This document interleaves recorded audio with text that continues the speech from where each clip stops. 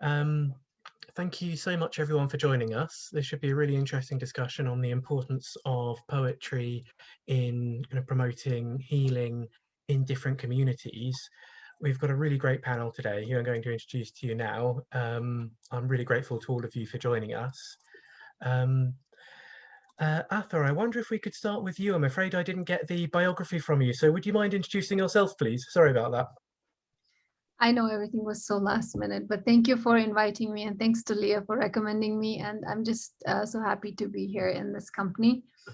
I teach anthropology and gender studies at University of Northern Colorado, and my main focus of research is Kashmir region, Indian administered Kashmir, and I write poetry, I write short fiction. I'm also I finished a book last year. It's out. I think it's almost a year now, or 2 years almost. It got published here and then in South Asia as well in different times. It's an ethnography of the Indian militarization and Indian military occupation of Kashmir and women's activism. But I also I do ethnography, but I also do ethnographic poetry. And so that's also part of that book. And that's pretty much it. I'm also co-founder of Critical Kashmir Studies Collective and a magazine called Kashmir Lit, which also centers on Kashmiri writing from the region and diaspora. Thank you. To be honest, that was far better than any introduction I could give. I'm wondering if the rest of you would be comfortable introducing yourselves as well, if that's okay with you. Sarah, you're next on my screen. Would you like to introduce yourself, please? Sure. Hi, everybody. I am an art therapist, currently living in Seattle, Washington. I primarily practice as an art therapist, so I create a lot of both visual arts and different art forms with clients. So I'm really interested to hear everyone's perceptions of poetry and creative writing, especially as healing arts. That's something I've worked on with a lot of different populations, kind of ranging from natural disaster relief to traumatic brain injury. And I think it's a wonderful thing to do for so many people. So I'm looking forward to talking with everyone today. Oh, brilliant. That sounds really interesting. Thank you. Leah, you're next on my screen. Could you tell us a little bit about yourself, please? Absolutely. My name is Leah Zani. I'm an anthropologist and a poet. I'm also the poetry editor for Anthro and Humanism, which is the only peer-reviewed journal in the social sciences that has a dedicated poetry section. And I am the author of Bomb Children, which I have right here. I'm going to read a poem out loud during our session today. And I'm in the process of getting my next book published. I just submitted the manuscript, the final manuscript this week. And that's an ethnographic novel that's going to come out next spring. And it is called Strike Patterns. Oh, lovely. Thank you. Yeah, I really look forward to hearing the poem as well. And finally, Kuo, could you tell us a little bit about yourself, please? Sure, thank you. So hello, everyone. My name is Kuo Zhang, and I'm currently a lecturer in teacher education at Western Colorado University. And I originally came from China, and the first time I came to the US was in 2011, and for my graduate study. And I'm not sure whether I can be called as a poet or not, but I'm always a poetry lover. And I started writing Chinese classical style poems when I was 11 years old, and I published a book of poetry in both Chinese and English during my undergraduate years in Beijing. And after I came to the US, I continued to write poems in English, my second language, and also publish poems in literary magazines. And I also use poetry as a research tool in my dissertation, as well as other ethnographic studies. So I'm very happy and honored to be here today and share some of my thoughts about poetry and my experience. Thank you. Thank you. So I'll just say to our audience that the structure this will take is I will be asking various questions of our panel, and hopefully that will provoke some really interesting discussion. we'd love to hear from you as well. We'd love to hear some questions from you. You can ask either in the chat box or in the Q&A. So please do ask any questions and I will relay them to the panel when it's a good time. Also, please do share the Facebook Live link that I pasted into the chat above, because it would be great to reach more people that way. So without further ado, I will start with the first question. And this is the most general question. We'll start general and then we'll try and narrow it down a little bit. So the first question is, what is the importance of storytelling in general for humanity and for communities? So I know that may be a very general question, but I think because you're all coming at this from quite different perspectives with different with different academic backgrounds, it would be great to hear what you've got to say about that. Atha, would you like to start us off with that? Sure. I feel like, I mean, this is such an important question for me, coming from the vantage that from a Kashmiri vantage as well. So I'm an anthropologist, so I really work well with vignettes and stories. That's what we basically do. And I think storytelling is such an age-old thing, like, just thinking about older societies, thinking about earlier societies, thinking about the placement of myths and mythologies and stories and how important they have been in creating a worldview and all of that. In contemporary times, I feel like we don't see as if we are listening to stories or creating stories, but I think we are doing that all the time in different ways. It's just changed, the genres have changed, but the stories, we continue to kind of like look for stories. But then thinking about storytelling or having a story to tell is something important from my vantage when I look at Kashmir. So I'll just talk about Kashmir because it's the easiest for me to kind of see why we need a story. And why do we need to tell the story? And what happens after that? What's the impact? I think stories make us human. They kind of give us a history and they give us something to hang on to.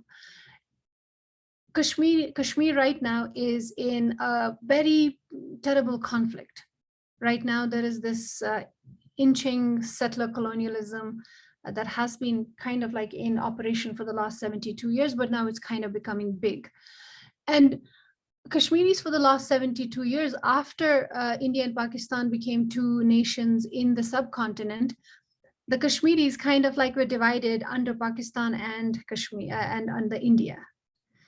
So the history that Kashmiris learned, the languages that were taught to Kashmiris in schools, it wasn't Kashmiri. It was either English, either Urdu or Hindi. And when I was growing up, my grandmother was kind of and I didn't get to see her a lot because, how nuclear families and modern families kind of work as they take over these older societies. I didn't get to see her a lot, but whenever I would meet her, and she would have this lots of food for me, and then she would also have some stories like that probably were passed down orally, and some of them were also written in Persian and Urdu, and she couldn't read all of it. But she tried to tell me those stories, and not just me, it happened in every other home. And as I was growing up and now I have kids, I feel that the modern education that I got, the education in English, it had its own set of stories, but it did not have the stories that I kind of need to pass on my rooted identity. Does that make sense?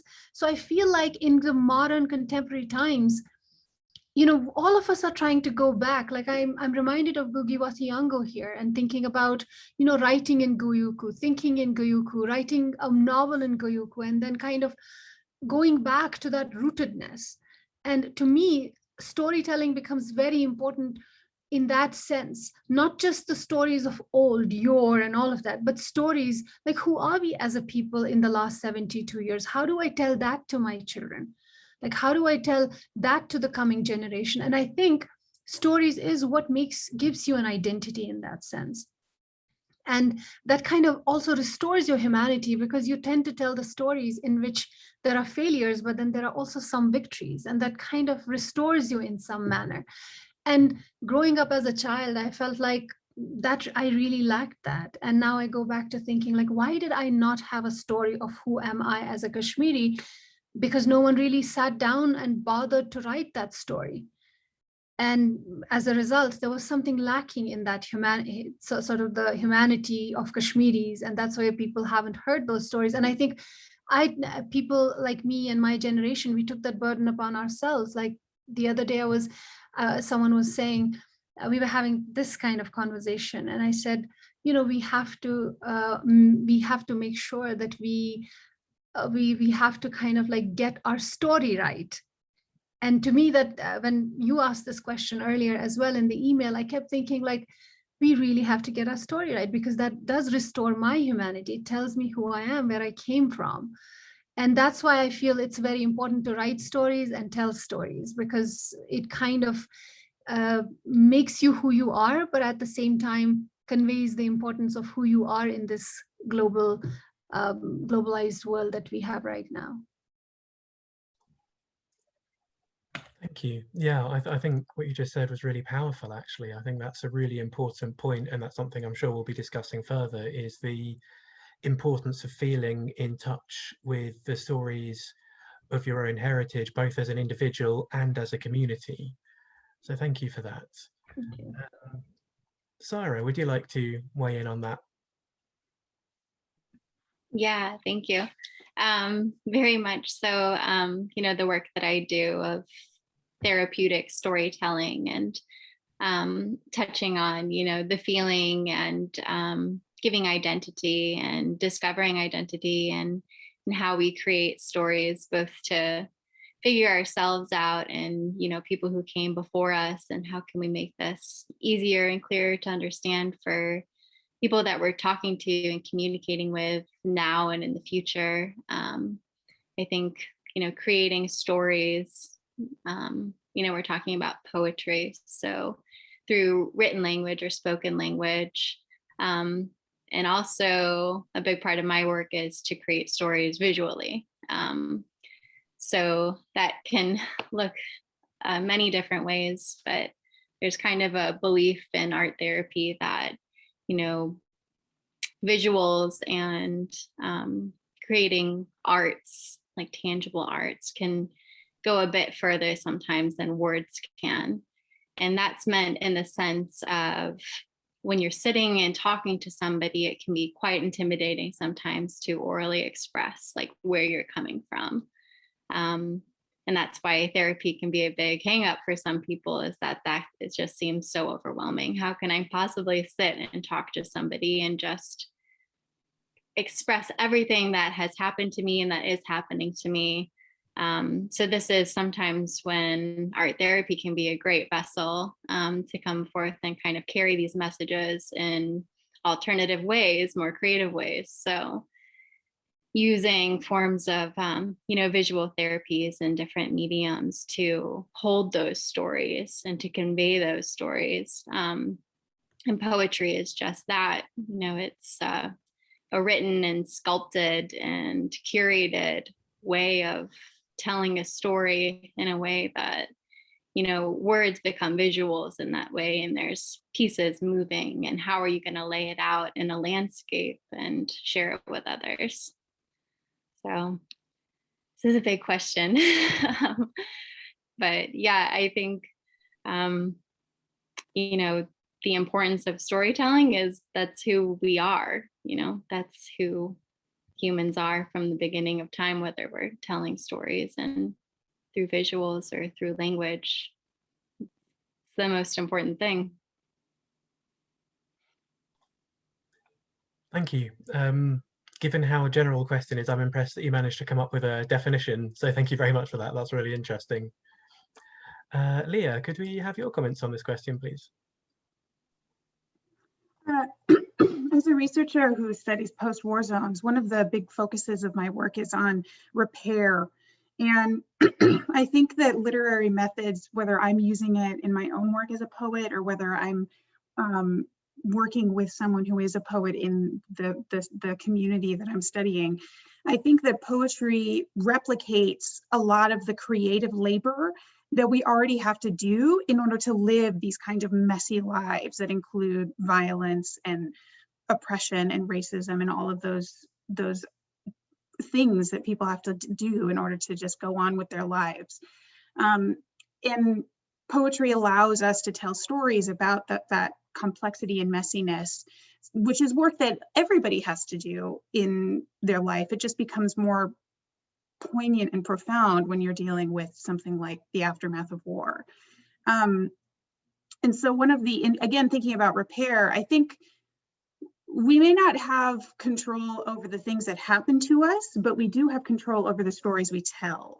And creative methods like poetry are powerful because they allow us to choose how we're going to tell those stories about ourselves, stories about the communities that we live with or that we work with. And I think that's the importance of storytelling, is to do that fundamental repair work. Oh, that's a really interesting take on it, that it's around repair work. I hadn't considered it like that before. Thank you. Quo, what are your thoughts on this? Sure. So I think many of you have already mentioned that it is important to point out storytelling is really something we have in common as human beings. And no matter how old you are and what language you speak, what kind of social culture and educational background you have, we all value a good story. And stories can really bring people together. And especially in the context of globalization, migration, and COVID, I think storytelling becomes even more important because it builds up the contact zones among people from different backgrounds. And it helps us better understand each other and resonate with each other. And also, I think Leah already pointed out that storytelling helps us think and reflect on the world and our own experiences. And good stories can also make changes. And it is not just for entertainment. And storytelling can become a powerful tool for social justice. Just for example, if we directly say racism is wrong, racism is bad, we should stop racism, that is too dry and nobody wants to hear it again and again. However, if you use different stories to tell people's experience under the impact of racism, things would be completely different. And it can have a long-lasting impact on people. And even, it keep you thinking about it even after many years. So that's the power of storytelling. And finally, I believe it is very interesting that storytelling always show the author's intentions. What do you want to tell your audiences? But it also leave open interpretations to people. So different people always take away different things from the same story. And I feel that's why storytelling is so important, because first, it connects people. Second, it can make changes. And third, it is open. Yeah, thank you. Thank you. Yeah, I think that's a really good summing up of it, actually. Yeah, and I completely agree that a lot of the importance of storytelling can almost lie both in how universal it is and also how specific it can be as well. Yeah, I think that's really important. Thank you. I'll move on to the second question, but if anyone has any questions for the panel, please do put it in the chat or in the Q&A, or if you want to remain anonymous, you can send it to me directly and I will relay it to the panel. But for now, we'll move on to the second question, which is a little bit narrower in focus. What role does poetry play in bringing communities together and in cultural exchange? Now, I'm aware that is, although it is a bit narrower than the previous question, you could still write an entire thesis on this, I'm sure, and then have room for another library. But still, we'd love to hear what your thoughts are on this question. Shall we start with you again, Arthur?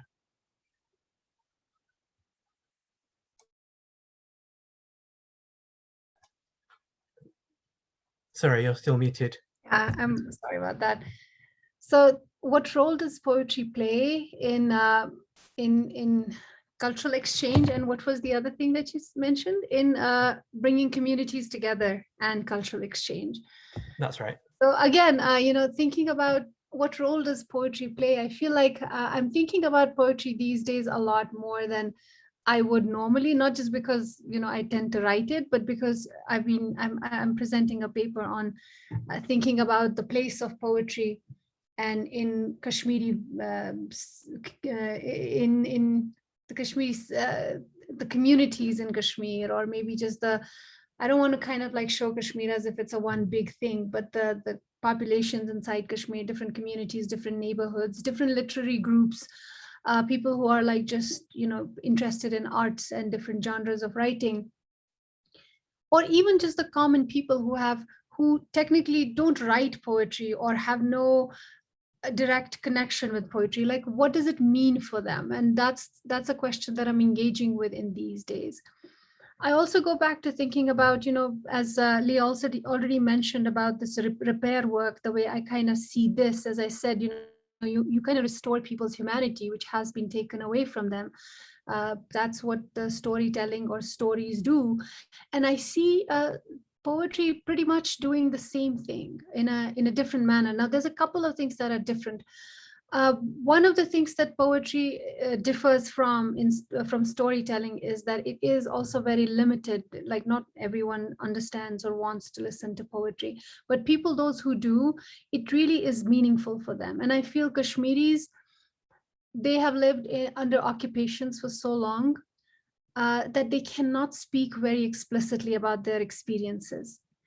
So that's one thing that really makes me think about, like, why is it that people like singing poetry a lot? Like they like their poets, and then they have been rendered into songs, and they deploy these songs in different times. So that makes me think.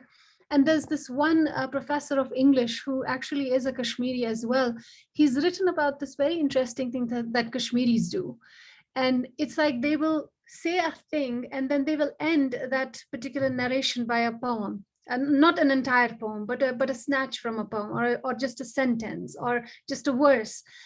And he thinks about that in his book Gardens and Graves, and the professor's name is Suvir Kaul. He's at UPenn.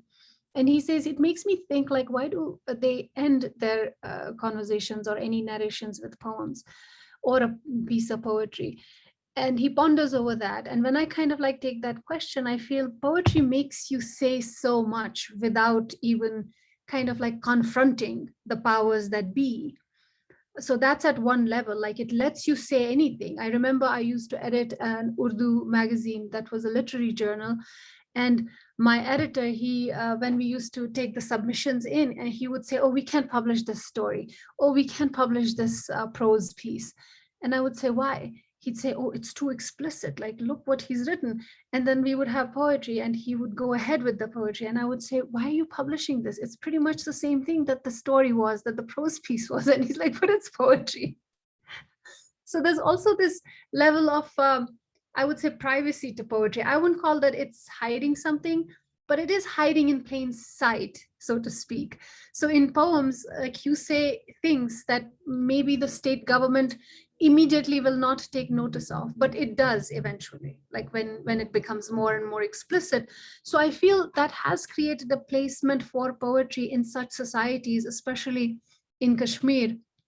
In the last 33 years, it's become, people are, and because I also do this literary magazine, Kashmir Lit, every time there's an uprising, every time there's something happening, which usually in Kashmir happens for a long, long time, like for 2-3 months, there'll be a curfew, or there will be something or the other. There'll be an internet blockade. So what happens right after that is we will announce that we want to do a poetry edition of this and that. And suddenly there's this deluge of poems that comes in, whether they're good or they're bad or whatever we want to talk about when we look at the actual skill of writing poetry. That's besides the point. But the just sheer writing of that act of writing. So we get so much poems, so many poems, that I'm like, we wanted a small resistance issue edition. Now we have like 90 people who have sent in like 3 or 4 poems each. What do we do with them? How do we sift them? And how do we tell people? Because this isn't only just poetry, which is just the skill.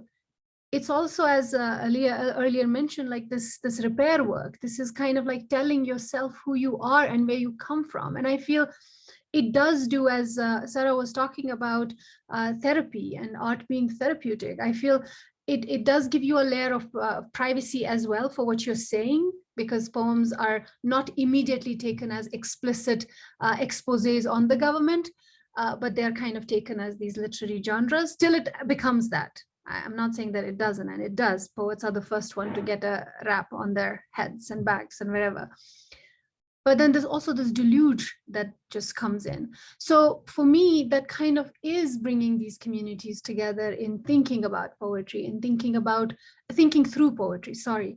And then cultural exchange is, of course, also happening, because in this day and age, one of the things that I've noticed in the last 10 years is that whatever we write in Kashmiri, and I don't know if I'm kind of like using a shallow, I'm taking the shallow end of the question when by cultural exchange, I'm kind of like directly thinking about translations that are happening at this particular moment.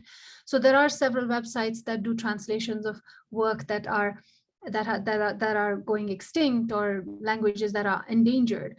And I feel like that kind of work is being taken up. But before that, I wanted to mention that some of the work that is done in Kashmiri is being translated, let's say, into Arabic. So it's almost like people who are really inquisitive about what's happening in Kashmir, and they just want to immediately take your artistic and literary genre and want to convert it into their language, and so that their people can understand. And poetry lends itself so easily to that, because it seems like people will understand poems, because people everywhere love songs and love lyrics and lyrical words. So it does lend itself very easily, but that's taking the shallow end of the question, and we can talk more about it, but that's where I should end this answer. Otherwise it will get so long. Thank you. No, that's really interesting. You made some really good points there. And I'm intrigued to hear that a lot of Kashmiri poetry is sung, because I know that you can find that in certain other areas as well. I know that a lot of ancient Greek epic poetry was originally designed to be sung. And I think Karelian poetry, a lot of Karelian poetry is also sung. So that's really interesting that that's the case in Kashmir as well. It has been sung. I wouldn't say like, is there a tradition of singing poetry? But I would say that there is a tradition of songs. And so it kind of lends itself easily. And really it has been sung. Now that I'm thinking about it, it's more sung, and yeah. Oh, that's lovely. Thank you. Sarah, what are your thoughts on this? Yeah, I'd like to kind of jump off of there when you're talking about privacy and saying a lot with saying a little, is that I think poetry kind of has the ability to be like a cocoon of metaphors in a way, in that, you know, you can say things without really saying things. It kind of is an umbrella or protective shield sometimes for messages that feel like they need to come out, but how can I say that either without, you know, being super you know, upfront and transparent, and in some ways like not having to go there so quickly. I was thinking about, I had a poetry group in New York City for men who had recently been released from prison after 30, 40 years in prison. And so one world on the outside felt very new, very different. It was a brand new experience, as was poetry for a lot of them. And so these were two experiences then that they were kind of combining, and like how their stories unfolded through poetry was wonderful to see, because sometimes, you know, how can you find words for something that you have never experienced before? Like, how difficult is that? And so I think that using that metaphor of poetry to, you know, talk about one little instance that's happened to you and how that can serve as the greater meaning for everything that has happened to you, how powerful that can be.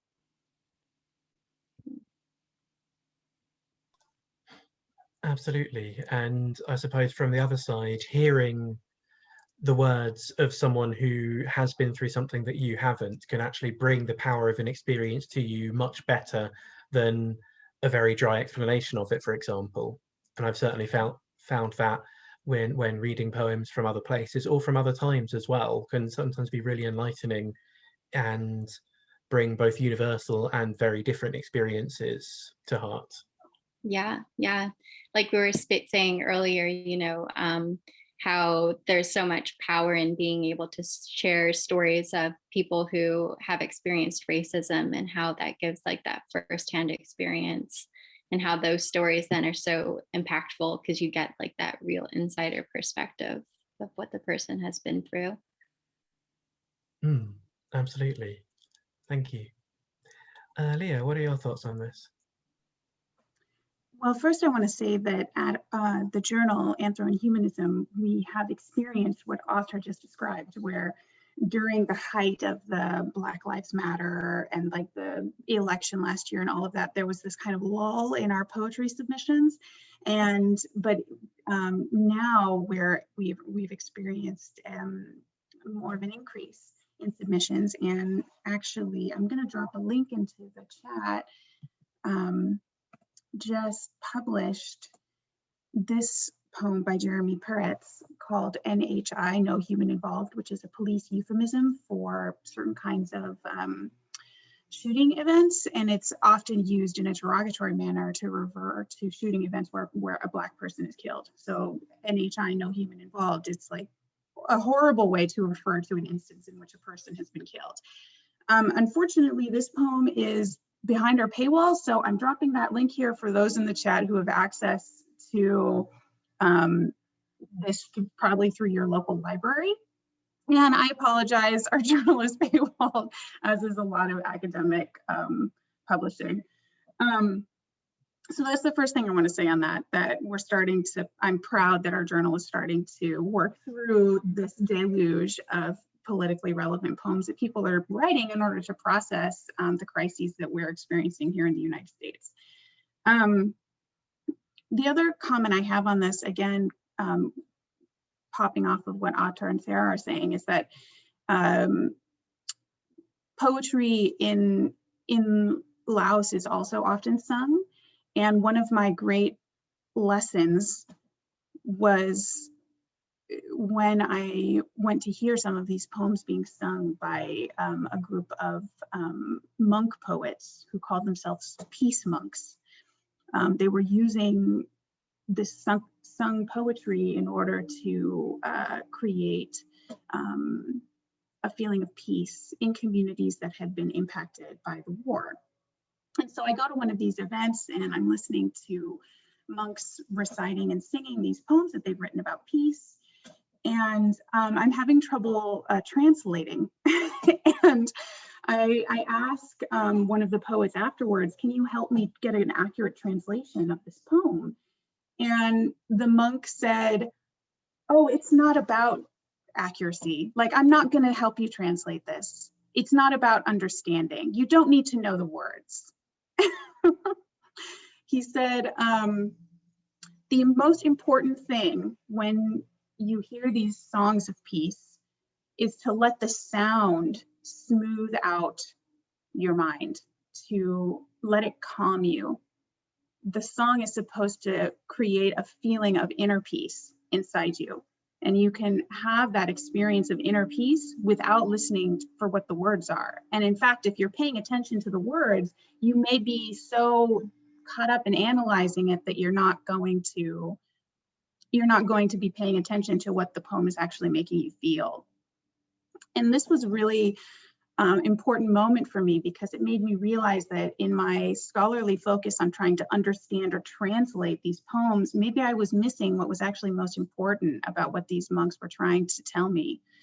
And I think that also is an important lesson, just thinking about cultural exchange more broadly, that it's not possible to get a full understanding or an accurate translation across many cultural borders, and it shouldn't be the goal of cultural exchange. That it's much more important to have these kinds of open-ended interactions where we're paying attention to each other and what we feel and what we're trying to share, without trying to pin down precise language to talk about each other. And I just really love that idea that we can connect as humans without having a full or complete understanding of you know, the precision of language. I think it's really beautiful. Absolutely. I think that's a really good point, that actually you don't always need the exact meaning of something to have an understanding of, or at least take something very powerful away from a poetic performance. Obviously, Yeah. this very much applies to a performance. If it's words on a page, then you kind of do need to understand the words for it to mean anything to you. But if it's being spoken or sung, then you don't actually have to understand it. And I actually had an experience a little bit like that. I had the privilege to attend a gay pride march in Sapmi in northern Scandinavia, and there were various people talking there, including a Swedish Sami poet, and she was talking, and both my Sami and my Swedish are fairly limited, so I was understanding a little bit, but not a huge amount. But her passion and the tears rolling down her face made it very clear how fervently she was, advocating for her and her community's freedom to live as they are. And it was an incredibly powerful moment, even though I understood very few of the words. Yeah, and that monk could have given me an accurate translation if he wanted to, but he withheld it, which was a lesson that he was trying to teach me, even though I'm not a Buddhist. And a lot of poets, even if we're all English language speakers, a lot of poets also do this kind of withholding or privacy in the poems that they're sharing, which both Sarah and Atar have discussed. Like, we can have these gaps of understanding even when we all speak the same language fluently. Absolutely. Kwa, what are your thoughts on this? Yeah, first of all, I really loved your stories, Leah, about how poetry can go across the border of language and culture. Yeah, and for me, I like to share some of my personal experience in graduate school about poetry. And you know, in most of the courses I took, I didn't have a lot of impression about my classmates, and I tended to forget them and their names very soon after the course ended. But only one course is the exception, and that course is called Poetry Workshop for Creative Educators. So during that course, each of us need to write poems each week and bring to the whole class for a workshop. And you need to share your own poems, and other students and the professor would give you comments and provide suggestions for revision. So actually, that course really made me realize the magic of poetry. It's just after many, many years, I still can remember each of my classmates in that course, and I still remember some of the poems they shared. And really, it is a very diverse group of people. We have African American students, white students, Asian American students, and the poetry really provides us the opportunity to walk into each other's experiences and life story. And I feel it makes us really understand each other better and bring different cultural and racial groups together. And with regard to the cultural exchange, I feel poetry helps us make the boring fact or knowledge about culture become very interesting and evocative. And for example, many of my American friends may or may not know a Chinese festival called Mid-Autumn Festival. But after they read the poems about Chinese students' experience and emotions during the festival, they can actually feel that they just don't they don't just know there is a festival called this name. They actually feel it is a festival for family members to get together and to eat mooncake, to enjoy the moonlight, and to build up connections and celebrate the reunion. And especially in a foreign country, people may have a stronger sense of displacement and during a festival of reunion. So actually, poetry helps us make the cultural exchange go deeper and also touch our feelings, touch our emotions about that.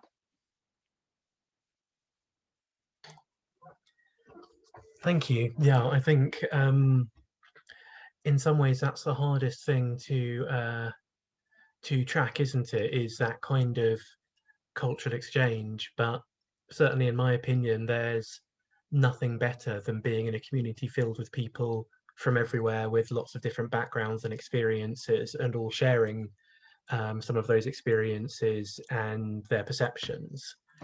That sounds like you've been a part of some great writing groups or courses. I'm just going to, before we move on to our third question, I'm just going to post our Insight Collaborative social media links into the chat, because I know that some of the audience have come to this through posts in other groups. So we run webinars and discussions like this normally twice a month. So if you'd like to keep an eye out for others, then please do follow us on some of our social media. At the YouTube link there, you can find the webinars we've done in the past as well. So the third question we have for the panel today is, again, this is quite a wide one, so I look forward to hearing your answers. What benefits can poetry have for individual well-being, and how can this be promoted in different communities? Atha, would you like to start us off again? Sure, and I do want to say that, as I already said, I will have to leave a little early. So that's something that I wanted to remind you. So the question is about how can poetry promote individual well-being, you say, and also how can we take that to the communities? Is that what it was? That's right, yeah, how it can be promoted in different communities, yeah. So I think, you know, when we, Leah is going to bear me out, because we are in this a long conversation in the last 1 decade about the place of poetry in anthropology. Like Leah and I, you know, we are from the same department. I was senior to her, but we've been friends for a long time. I think I would say we are friends because of poetry. And that's really been the central overlapping thing with her and me.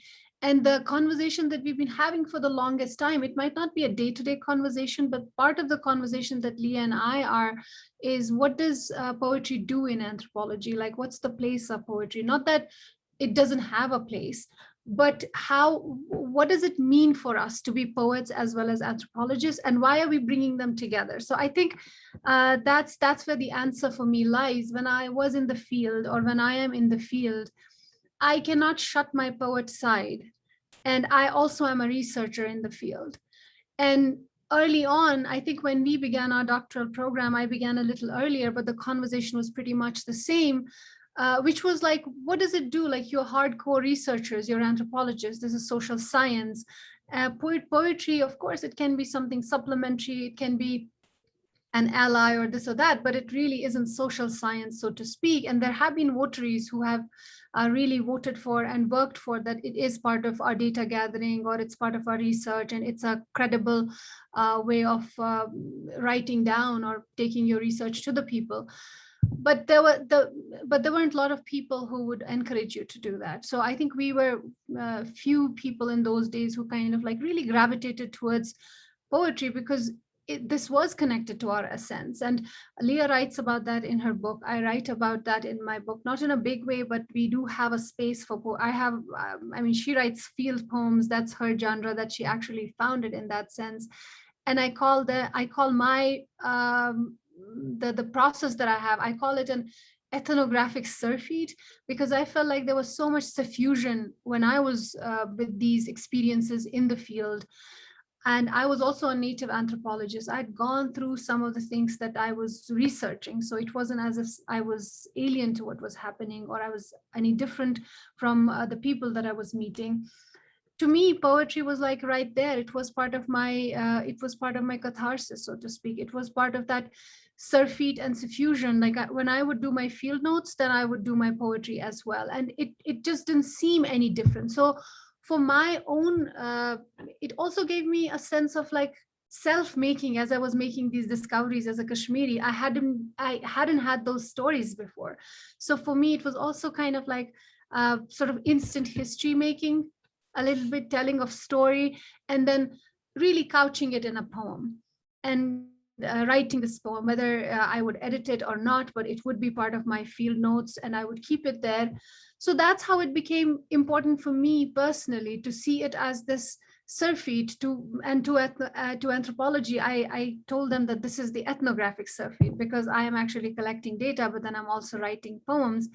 And that's how I felt. It was like, I felt like I thought that it was some sort of like, it was for me, it was like portraying this really big wound that has happened to the people, but has also happened to me. But then I'm also looking at it as an ethnographer, as a Kashmiri, and then presenting it to the rest of the world. So in that sense, poetry does become healings. I mean, it's a cliche, but seriously, there is no other word for it. Maybe I could lift Leah's word and say that it repairs you in some way, it fixes you in some way, it heals you in some way when you actually read what's happened. So, and it can be spoken for any other genres. I'm not just saying poetry, but poetry personally for me, because that's the thing that I really subscribe to every day. And then for communities, like how does it, I feel like I did not early on realize how much power these words have. If someone, and we've had these poetry sessions where people who dabble in poetry, write poetry, or interested in poetry. I'm not saying everyone, but just to the power of these few words or a verse that kind of like transfers to this other person and how they deploy it. I get this message on my Instagram every now and then from a Kashmiri who is settled somewhere in Turkey. So there is, I really like writing one-line epigrams every now and then. And there is one that I'd written that no sugar in my chai, please. I think that's what, I don't remember my own poetry, so I'm sorry. It says, no sugar in my chai, please. I know all empires crumble. So it's kind of, so whenever, he says that kind of gives him hope. So I'd never connected my things and giving hope to someone. So, and I know how other words that I hear, other poems that I hear, how they give me hope and how they help me be in community with other people who are looking for that kind of hope. And for me, that genre is poetry. For me, that genre is, and also the brevity of it, to be very honest, because it's not long like a novel. It's not voluminous in itself, like whatever, like a short story. For me, because I'm an anthropologist, I write short fiction. I have a novella that I could work on, but I really don't have the time. So poetry is something that I really can stay with and create a community around, because it takes lesser time. I'm sorry, but that is such a trivial example to give. Like, it helps me because we are also short of time. Not that it takes any lesser work or anything, but it does. It's kind of shorter than short stories or even prose, for that matter. Yeah. Absolutely. I mean, as a writer of novels, I feel I should defend them as an art form, but you're absolutely right. There is beauty in the brevity of poetry as well. And I have great love for both. And I also really liked what you said about how you can't actually turn it off. There, if you are a poet, just because you're out in the field, just because you're working or focusing on other things, you can't just not be a poet for a while. It's still with you, and you still have those ideas swirling around your head. I think that's really true. And I imagine that's probably true of every creative outlet, whether it's music or art or whatever it may be. And I can see you nodding along there, Sarah. Before we turn to you, I'd just quickly like to answer a question that we've been asked in the chat. Someone's asked, would it be possible to have the links you shared in the chat to be sent via email to the participants? And that's a really good point. And yes, absolutely. I'll copy them down and email them to everybody after the session. So that's not a problem at all. So yeah, sorry, Sarah, what are your thoughts on that? Yeah, I like what you're talking about, not being able to turn it off, and that it's a part of you in whatever you do. I had written that, because arts provide an outlet for so many people, is that it can be such a relief for those who are more inclined to think more right brain than left brained, and how poetry also has the ability to bridge those gaps for people who can think both ways. So for this question, I kind of approached it from an individual standpoint, and then how that can be used to create reach larger communities. And I thought it was very important to kind of bring up that, you know, the creative arts have been used more and more in therapeutic settings, thanks to research and knowing that, you know, having creative writing and other aspects of creative therapy has been especially helpful for those processing trauma. And so often trauma-focused therapy, a key goal is to create a trauma narrative. And so that can be told through creative writing or visual arts. But this story is developed and processed in therapy and then shared with loved ones in order to share their perspective and experiences. So Leo, what you were saying earlier, doing that repair work and making sense of what you've gone through, and also having control of the stories that you tell is such a huge part of creating trauma narratives and these stories. And I think that having poetry is an option for some people to write these stories, how empowering that may be. And also to be able to share them in that way with larger communities. So you know, depending on, you know, the trauma that they have been through, what their personal experiences can be, how wonderful is it that they might be able to share that with somebody who's gone through something similar, and they're able to feel connected and to not feel so alone, whether it's the person sharing or the person listening. So I think in that way, you know, individual well-being and healing and reaching communities, you know, poetry has that capacity to carry the stories and to really pinpoint, you know, individual experiences. And I think it can be really liberating to put it out in the world like that in such a beautiful sculpted way. Thank you. That's really interesting. It sounds like you're seeing it almost as a bridge between different people and different communities. Yeah. Yeah, I think so. Thank you. I hadn't thought of it like that before. And I imagine you'll have something to say about that as well, Leah.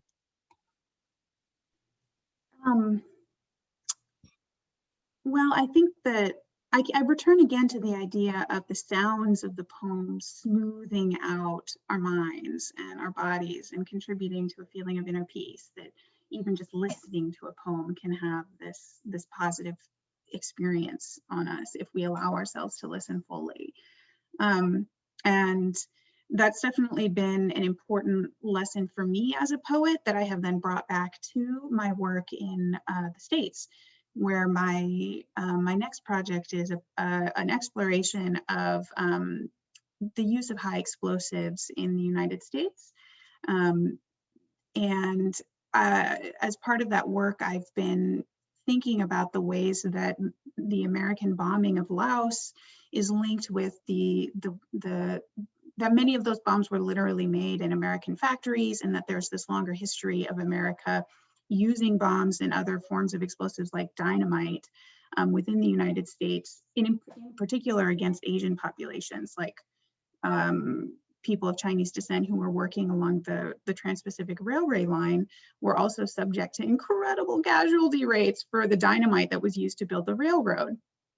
So in thinking about the ways that these patterns of violence get transferred through empire, poetry has also been helpful in doing that. And my work in Laos and my working with those peace monks was planted those seeds for me thinking about the way that those same bombs and were part of my own upbringing in California, in the Bay Area, which is this highly militarized landscape. And in fact, the first high explosives factory in America was less than a mile from the home that I grew up in. And I never knew that factory was there because it exploded and then they built a racetrack on top.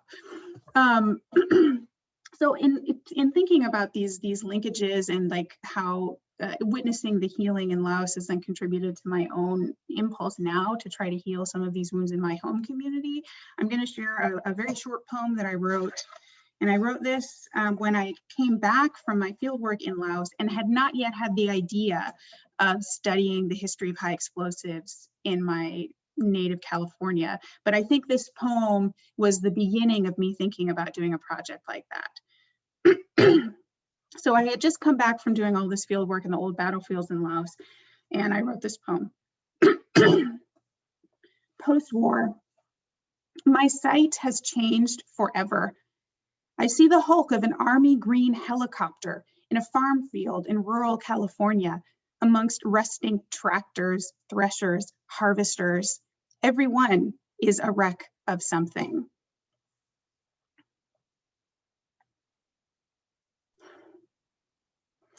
And I'm just going to leave it there. Thank you. So much. Thank you. That's a real example, I think, of what Atha called the power of brevity in poetry. Yes, I can see how that would inspire you to kind of follow this field of study. Well, I think our poetry is might also be different in many ways, even though we don't want to really say that in a more palpable form. And Leah, I don't know if I'm speaking for you here. I know we have our own discussions within anthropological, different counterparts who don't really subscribe to the idea of ethnographic poetry. They say poetry is poetry, but we do place a lot of emphasis on bringing you the sensoriality of what you're talking about. So we tend to be more, there are more images than there is abstractness in what we say. So I do have to go in the next 3 minutes, and I just wanted to share a little epigram of the kind of like, just, it's an epigram, it's a short, it's not even a verse, it's a sentence, so to speak. So I would like to share that and maybe leave it at that. And I'm so sad to leave this conversation, but I have a class. So do you think I could just read that and then? Oh, absolutely, yeah, thank you. So in 2019, Kashmir faced this long siege for 9 months. There was communication lockdown. The entire region was under lockdown, and the autonomy of the place was taken away. And what ended up happening was I didn't know what was happening there. So for each of the day, I was writing what I call the verse journal of the siege. So every day I was writing something, like just highlighting or capturing something that was happening. So, and it's mostly really events that happen there. But one of the things that kind of maybe will convey the place of poetry, I felt like on 20th October, 2019.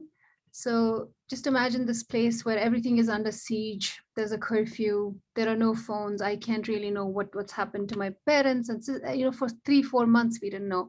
And then we came to know towards as the pandemic opened up, they opened up some of the phone lines and things like that. So that's what was happening. So on 20th October, I was kind of noting down a highlight for that day and kind of writing down an epigram, so to speak. And I wrote, after they barricaded every street, snatched the guns and kitchen knives, we picked poetry. So, and I was kind of speaking for the people and kind of also for myself in that day, 20th October. So that's kind of the placemaking that poetry does for me and also for many people that I know. Thank you for sharing that. Thank you so much. So I'm really sad to leave, but I have some stuff that the class really needs to get done today. So, but thank you so much for inviting me, and thank you so much for listening to me. And I'm hoping that we'll continue this conversation at some point again. And good to see you all. Thank you so much for joining us. Thank you. Thank you, Leah, making this event so that I could kind of, be a part of it and also get to see you. Thank you so much, everyone. Thank you. Take care. Thank you. Bye. Thank you for that. And yes, Kwok, could you give us your thoughts then on the final question, please? Sorry to keep you waiting. Sure. Yeah, sure. So for me, I think this COVID pandemic really helped me feel that reading and writing poems is always a healing process for me. And as we all know, the virus was first identified in China. And when it became a serious issue in the US, I was a new PhD graduate and I was hunting for jobs in US higher education. And I am Chinese and I'm a mother of two very young boys. And so I as long as with many other people, I experienced multiple stressors, and the hate crime against Asians were increasing. Were increasing in the U.S. And when I walked with my boys in the neighborhood, I didn't feel safe, and I also felt extremely upset when President Trump claimed that he would suspend all immigration to the US to protect US employees. And at that time, I felt my family can be kicked out of this country overnight. And in all these occasions, poetry really helped me survive. And I put all my frustration, anger, fears, and other emotions and thoughts into my poems. And just by writing them, after I write about them, I really felt much, much better. And I can let my worries go in some way and push myself to just focus on the things I can do and control at a certain moment. And I really love one sentence Fox 1997 described. She said, poetry helps us feel our lives rather than the numb. The page touched with our poem becomes a place for painful feelings to be held, explored, and transformed. And writing and reading poems is a way of naming where we have been, where we are, and where we are going in our lives. So I feel poetry really provides us powerful tools to cope with the very challenging personal, local, national, and international social political circumstances. And also with regard to the promotion of poetry in different communities, I like to speak to the second language learners. Yeah, because usually we think poetry is really a very, very high thing, and you have to be a perfect speaker and writer of English in order to write poems. But actually that is not true. That is really not true.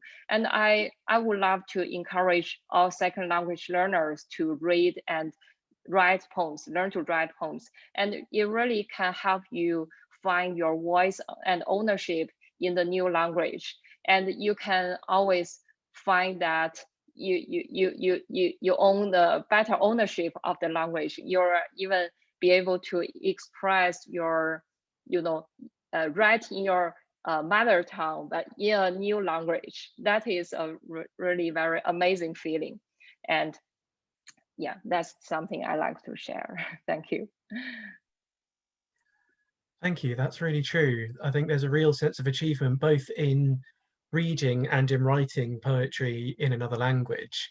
Even if you feel like you haven't got a perfect understanding of it, then it still feels really wonderful to be able to do that.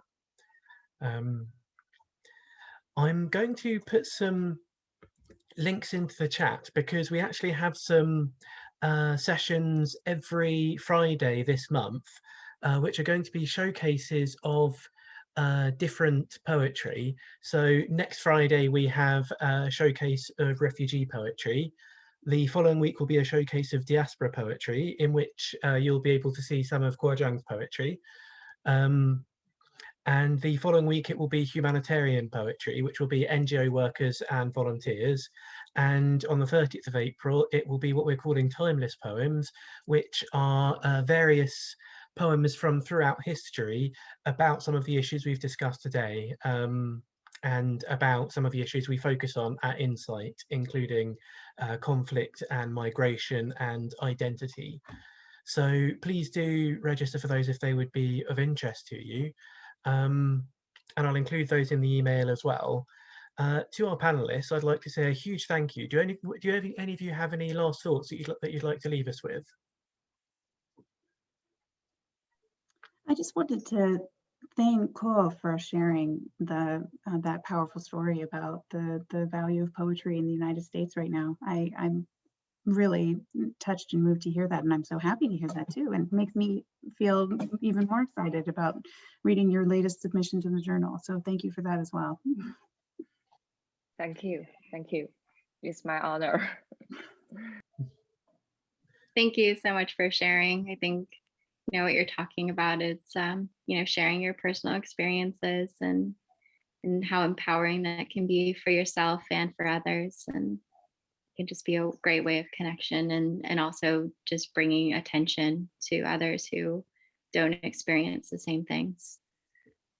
Thank you, and I look forward to hearing your poetry. Thank you very much. Absolutely, no, that was really nice to hear. Thank you so much. And I also wonder, Kwa, if there is something in what you said around agency as well, because yeah, I also found it very moving what you said about finding almost a haven in poetry when all of this horrible stuff was going on around you.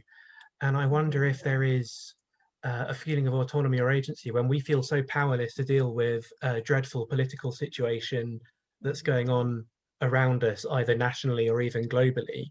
I wonder if poetry gives us a way of focusing on very much our own perceptions and feelings, and it's therefore much more validating of our own personal agency than that feeling of powerlessness that you get from a kind of regional or global political situation. Yes, exactly. Because for all Chinese Americans, is the COVID thing is quite special. Because we first get to learn about it from the Chinese media, and we know how serious it is in China first, and then so that make me I use poetry to both reflect on the social political environment in China and the US.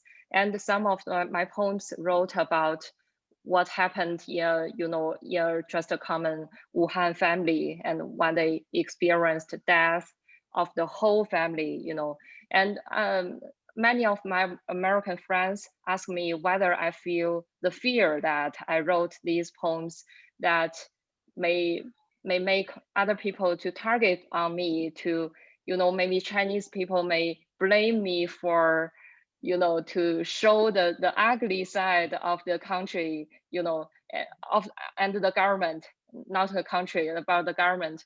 And American people may feel I'm the Chinese and I bring the virus here, as a group of people. And I said, that's not the purpose for me to write these poems, those COVID poems about Chinese people's experience and the Chinese people's experience in the US. I said I use poems to do the opposite. I want to show people that we are all the victims in front of the COVID, and it's just common people are always suffering, and I want to raise the empathy among different people. Yeah, instead of talk about the hatred. Yeah, it's just how we are suffering. Yeah, and that's my way to raise some kind of agency in my own thinking about this COVID. Yeah.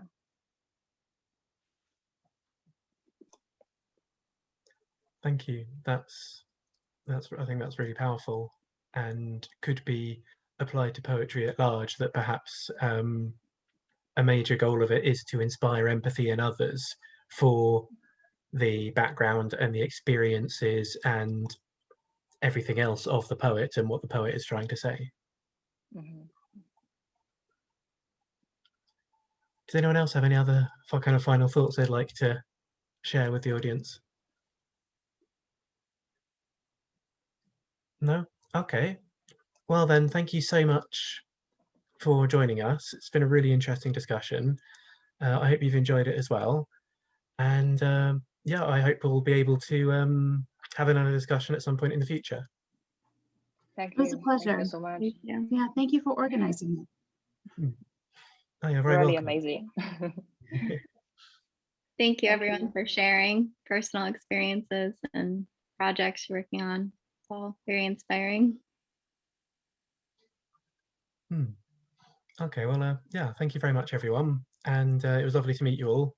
And I'll send around the links and the link to the YouTube video when it's done.